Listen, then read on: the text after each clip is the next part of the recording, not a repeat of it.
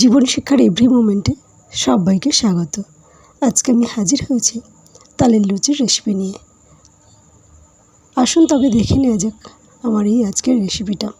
এই রেসিপির জন্য আমি নিয়ে নিয়েছি তাল, আটা, আপনারা ময়দাও নিতে পারেন, জোয়ান, সাদা তেল আর লবণ। এখানে আমি 250 গ্রাম আটা নিয়ে নেব। 250 গ্রাম আটা নিলাম। এবার এর মধ্যে দিয়ে দেব সাদা তেল।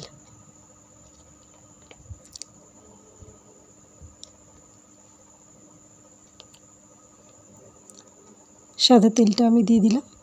এবার দিয়ে দেব লবণ। এবার দিয়ে দেব 1 চামচ জোয়ান। জোয়ানটাকে আমি হাতে ক্র্যাশ করে দেব। জোয়ানটা দিলাম। অনেকেরই গ্যাস বা অ্যাসিডিটি হয়, যার জন্য আটা বা ময়দার কোনো কিছুই খেতে পারে না। এটা দিয়ে দিলে গ্যাস বা অ্যাসিডিটি কোনোটাই হবে না। আটার ময়ানটা কমপ্লিট হয়ে গেছে। হাতের মধ্যে দেখুন দলা পাকিয়ে গেল, একটু চাপ দিলাম তবে ভাঙবে। এবার আমি এটার মধ্যে দিয়ে দেব তাল। তালটা আমি অল্প অল্প করে দেব আর মাখতে থাকবো, বেশি দিলে নরম হয়ে যাবে। 3 চামচ দিলাম, 4 চামচ দিলাম। এবার আমি এটাকে মাখিয়ে নেব।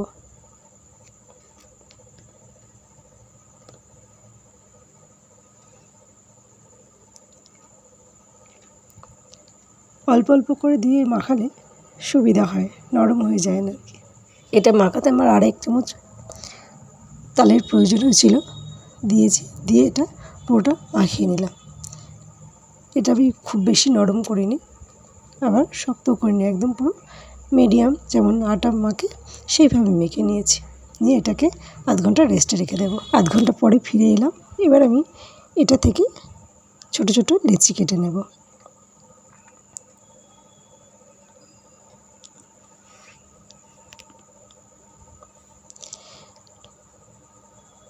সব লিচিগুলো কাটা হয়ে গেলে হাত দিয়ে এগুলোকে গোল করে নেব।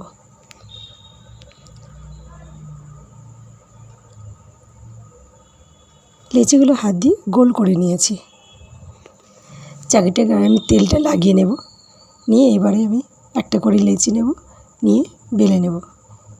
এগুলো বেলার জন্য আমি বাটিতে করে তেল নিয়ে নিয়েছি। নিয়ে এগুলো বেলবো। সব লিচিগুলো আমি একসাথে বেলে নেব। নেওয়ার পরে ভাজতে যাব।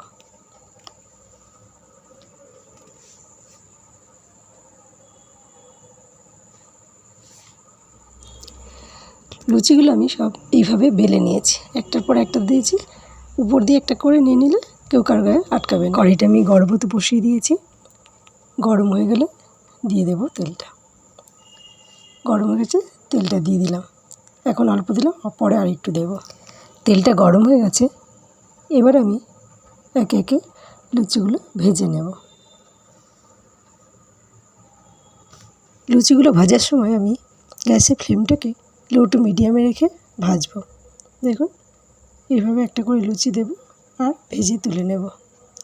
লুচিগুলো এইভাবে খুব সুন্দরভাবে ফুলে যাবে।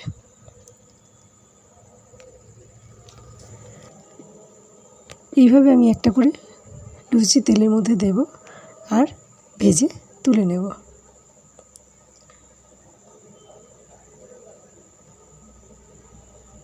সব লুচিগুলোই বেশ সুন্দরভাবে ফুললো।